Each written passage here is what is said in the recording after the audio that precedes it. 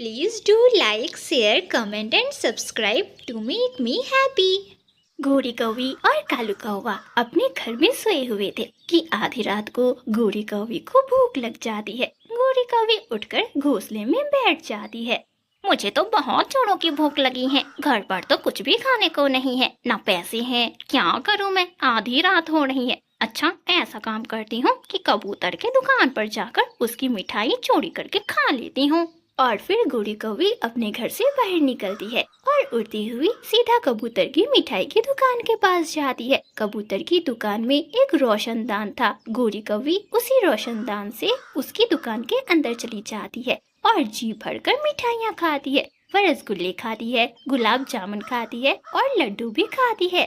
हाँ, अब पेट भर गया। चलो अब चुपके से घर चली जाती हूँ। उस गंदी आंखों वाले कबूतर को तो पता भी नहीं चलेगा कि उसकी मिठाइयाँ कौन खा गया।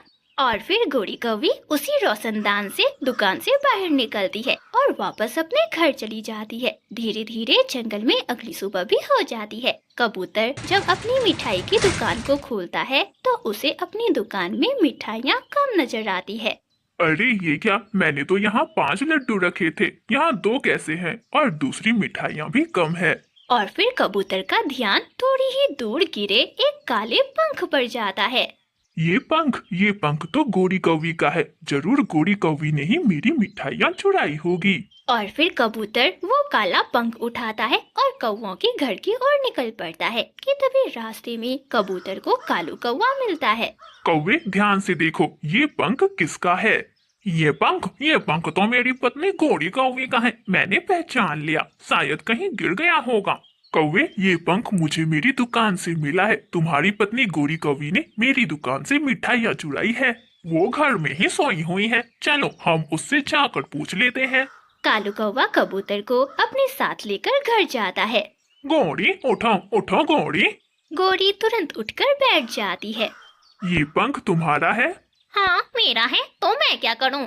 मेरी दुकान से मिठाई क्यों चुराई तुमने? ये पंख मुझे मेरी दुकान पर मिला है। गंदी आंखों वाले, मुझ पर झूठा इल्जाम लगा रहे हो। मैं सर फोड़ दूंगी तुम्हारा। मैंने अपना शैम्पू बदला है, इसलिए मेरे पंख झड़कर इधर उधर गिर रहे हैं। शायद हवा में बहकर ये तुम्हारे दुकान के अंदर चले गए होंगे। गोरी, पर दुकान में तुम्हारा पंख कैसे जा सकता है? तो क्या अब तुम भी इस गंदी आंखों वाले के साथ मिल गए हो? अगर मुझे गुस्सा आ गया ना तो इस कबूतर के बच्चे के साथ साथ मैं तुम्हारी जान भी ले लूंगी। कबूतर वहाँ से अपनी दुकान पर चला जाता है। दोपहर में गोरी कौवी अपने घर से निकलती है और उड़ती हुई अपनी सहेली पिंकी के पास जाती है। पिंकी, मैंने तो आज रात बहुत मजे किए। वो कैसे गोरी सहेली? मैंने ना रात में कबूतर की दुकान से मिठाइयाँ चुरा कर खाई। बड़े मजे मजे की मिठाइयाँ थी। रसगुल्ले थे, लड्डू थे और गुलाब जामुन भी थे। गुलाब जामुन खाने में तो मुझे बहुत मजा आया। गोरी सहेली, मुझे भी ना मिठाइयाँ खाने का आज बहुत दिल कर रहा है। आज रात ना मुझे भी तुम अपने साथ लेकर जाना मिठाइयाँ खाने।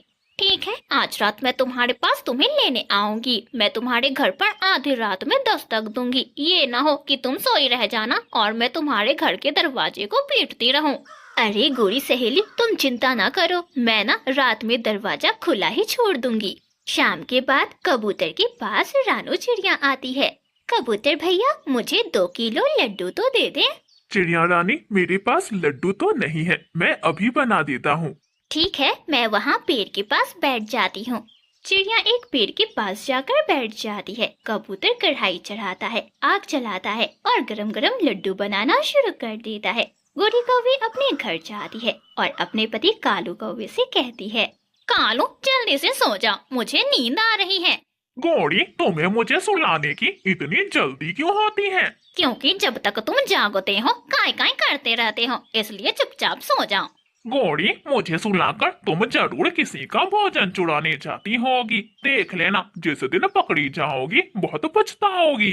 गोरी कौवी कालू कौवे को घूर कर देखती है और बेचारा कालू कौवा डरकर अपने घोंसले में सो जाता है। धीरे धीरे जंगल में रात हो जाती है। चिड़िया का लड्डू भी बनकर तैयार हो जाता है। चिड़िया रानी लड्डू लेकर वापस अपने घर चली जाती है और कबूतर गरम गरम तेल की कढ़ाई को दुकान के अंदर एक कोने में रख देता है और दुकान बंद करके अपने घर चला जाता है। गोरी कौवी भी तैयार बैठी हुई थी। आज गोरी कौवी को अपनी सहेली पिंकी को भी अपने साथ लेकर जाना था, इसलिए वह जल्दी ही अपने घर से बाहर निकल जाती है। पिंकी, ओए पिंकी, उठो, अरे जल्दी उठो, चलो जल्दी से अब कबूतर की दुकान पर मिठाई खाने जाते हैं। बाहर कोई है तो नहीं? अरे कोई नहीं है, सभी पक्षी अपने अपने घोंसले में सो रहे हैं। और फिर गोरी कौवी और पिंकी कौवी दोनों ही साथ में कबूतर की दुकान से मिठाइयाँ चुराने के लिए निकल पड़ती हैं और दुकान के उसी रोशनदान से दुकान के अंदर चली जाती हैं। अंदर पहुंचकर पिंकी कौवी गरम गरम गुलाब जामुन खा रही थी तो गोरी कौवी गरम गरम लड्डू खा रही थी। अंदर अंधेरा बहुत था, इसलिए अचानक से गोरी कौवी का पैर फिसलता है और वह गरम गरम तेल की कढ़ाई में जा गिरती है। हाय, मैं मर गई, मैं मर गई। पिंकी, मुझे इस तेल से बाहर निकालो। और फिर पिंकी कौवी गोरी कौवी को तेल की कढ़ाई से बाहर निकालती है। गोरी कौवी का सारा पंख जल चुका था और उसे बहुत जलन हो रही थी। सारी रात गोरी कौवी दुकान में पड़ी रहती है और पिंकी कौवी भी उसके पास ही बैठी हुई थी। धीरे धीरे जंगल में अगली सुबह भी हो जाती है। कबूतर दुकान का दरवाजा खोलता है और उन्हें देखकर वह हैरान हो जाता है। चोर चोर चोर, गोरी फंस गई, गोरी फंस गई। कबूतर, मुझे माफ कर दो, मैं चोरी की पहले ही सजा भुगत चुकी हूँ। मुझ पर रहम करो, मुझे अस्पताल ले जाओ। कबूतर गोरी को छोड़ देता है और कालू कौवे को बुलाकर गोरी कौवे को अस्पताल पहुंचाता है और इस तरह गोरी कौवे को उसकी चोरी की सजा मिलती है। रानो चिड़िया मिट्टी के बहुत ही सुंदर सुंदर खिलौने बनाना जानती थी, इसलिए वह मिट्टी के खिलौने बनाकर टोकरी में डालती और जंगल वालों को बेचा करती। मम्मा, आज मैं भी जाऊंगी आपके साथ ये खिलौने बेचने। नहीं गुड़िया बेटी, आप थक जाओगी। मम्मा, आप भी तो थकती हो। नहीं गुड़िया बेटी, मम्मा नहीं थकती। आप ना घर के दरवाजे के सामने बैठकर अपनी मम्मा के लौटने का इंतजार करना।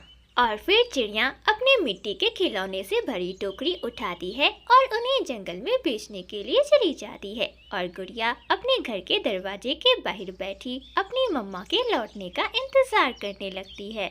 मम्मा मम्मा, कल जो खिलौना आंटी चिड़िया से लिया था वो टूट गया है। इतनी जल्दी कैसे टूट गया? अभी कल ही तो मैंने पूरे 10 रुपए के तुम्हें यह खिलौना खरीद कर दिया था। खिलौने खिलौने, मिट्टी के रंग बिरंगे खिलौने। चिड़िया भी खिलौने बेचने आ जाती है। मैं पूछती हूँ उस चिड़िया से, कैसे बच्चों को बेकार खिलौने बेच रही है। गोरी घर से निकलती है और चिड़िया को आवाज देकर बुला लेती है। कौवी बहन, क्या चाहिए आपको? मेरे पास मिट्टी का घोड़ा है, बत्तख है और गाड़ी भी है। कल जो मेरे जग्गू ने मिट्टी का जहाज लिया था तुमसे, आज वो टूट गया है। तुम्हारे खिलौने तो बहुत बेकार हैं। कौवी बहन, ये मिट्टी के बने हुए होते हैं तो खिलौने तो टूटेंगे ही ना। और ये कौन सा प्लास्टिक या लोहे के बने हुए खिलौने हैं जो नहीं टूटेंगे? ज्यादा चूचू ना करो, मुझे मेरे कल वाले पैसे वापस करो। गोरी, अभी तो मैं घर से आई ही हूँ, मेरे पास तो अभी पैसे नहीं हैं। अच्छा, फिर मैं भी देखती हूँ कैसे जाती हो आज तुम खिलौने बेचने। गोरी बहन, मुझे जाने दो। मैं अगर खिलौने बेचने नहीं जाऊंगी तो फिर मैं अपने बच्चों का खाना कैसे ला पाऊंगी? और फिर चिड़िया जैसे ही अपनी टोकरी उठाकर जाने को होती है, गोरी कौवी उसे पीछे से धक्का मार देती है, जिससे खिलौने से भरी टोकरी नीचे गिर जाती है और सारे मिट्टी के खिलौने टूट जाते हैं। गोरी गोरी, तुम बहुत बुरी हो, तुमने मेरे सारे मिट्टी के खिलौने तोड़ दिए। अब मैं अपने बच्चों के लिए खाना कैसे ले जा पाऊंगी? चल चल भाग यहाँ से, मुझको ना यूं रो रो कर ना दिखा, नहीं तो बहुत मारूंगी तुझे। और फिर चिड़िया अपनी खाली टोकरी उठाकर वहाँ से चली जाती है। कबूतर भैया, गोरी ने मेरे आज सारे मिट्टी के खिलौने तोड़ दिए हैं। कबूतर भैया, आप मेरे बच्चों के लिए खाना आज उधार में दे दो। चिड़िया, महंगाई का जमाना है और मैंने तो उधार देना कब का बंद कर दिया है। अगर उधार चाहिए तो तुम तोते के पास जाओ। चिड़िया बेचारी क्या करती, उसके बच्चे भूखे थे, इसलिए चिड़िया रोते रोते तोते के पास जाती है। तोते तोते, मुझे आज का खाना उधार दे दो, मैं कल तुम्हें तुम्हारे पैसे दे जाऊंगी। चिड़िया, अगर खाना चाहिए तो तुम्हें पहले मेरे घर के जूठे बर्तन धोने होंगे, तभी मैं तुम्हें खाना दूंगा। ठीक है तोते भैया, मैं बर्तन धो देती हूँ। और फिर चिड़िया तोते के घर के सारे बर्तन धोती है और बदले में तोता चिड़िया को खाने के लिए भोजन देता है। चिड़िया खाना लेकर अपने घर की ओर चली जाती है। तभी रास्ते में चिड़िया को कौवा रोक लेता है। चिड़िया चिड़िया, तुम्हारे पास ये क्या है? ये मेरी बेटी का खाना है। तब तो चिड़िया, ये खाना तो मुझे दे दो, मुझे बहुत भूख लगी है। नहीं नहीं, मैं भी भूखी हूँ, मगर ये खाना मेरी बेटी खाएगी, मुझे जाने दो। मगर कौवा आगे बढ़ता है और चिड़िया का खाना छीनकर वहाँ से भाग जाता है। चिड़िया वहाँ बैठी रोने लगती है।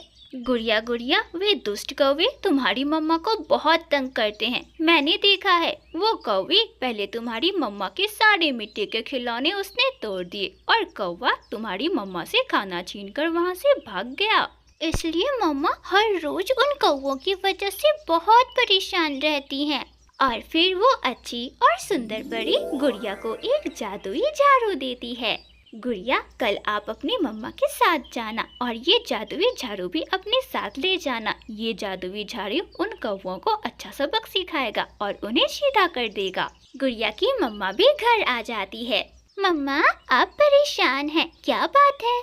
कुछ नहीं गुड़िया बेटी, मुझे माफ करना, आज आपकी मम्मा आपके लिए खाना ना ला सकी। मम्मा, मुझे अच्छी और सुंदर परी ने सब कुछ बता दिया है, आप चिंता ना करें। आप ना कल मुझे अपने साथ लेकर जाना और देखना मेरे इस जादुई झाड़ू का कमाल। यह जादुई झाड़ू ना उन कौवों को पीट पीट कर उन्हें अच्छा सबक सिखाएगा।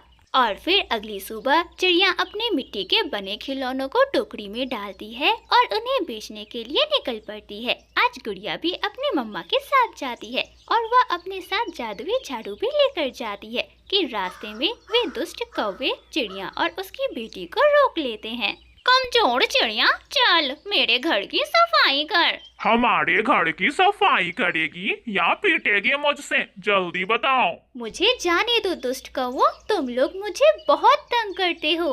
आज मेरी मम्मा नहीं बल्कि आज तुम दोनों पिटोगे और वो भी मेरी जादुई झाड़ू से। ऐसा कहते हुए गुड़िया अपनी जादुई झाड़ू से कहती है, झाड़ू झाड़ू काम दिखा, इन कौवों को सबक सिखा। और फिर जादुई झाड़ू उन कौवों की पिटाई करने लगता है। कौवे जान जी छुड़ाकर वहाँ से भागते हैं। कौवे आगे आगे और जादुई झाड़ू पीछे पीछे। जादुई झाड़ू उन दुष्ट कौवों को मार मार कर दूर पहाड़ों पर पहुँचा देता है और वे कौवे दूर पहाड़ों पर बैठे रोते रहते हैं।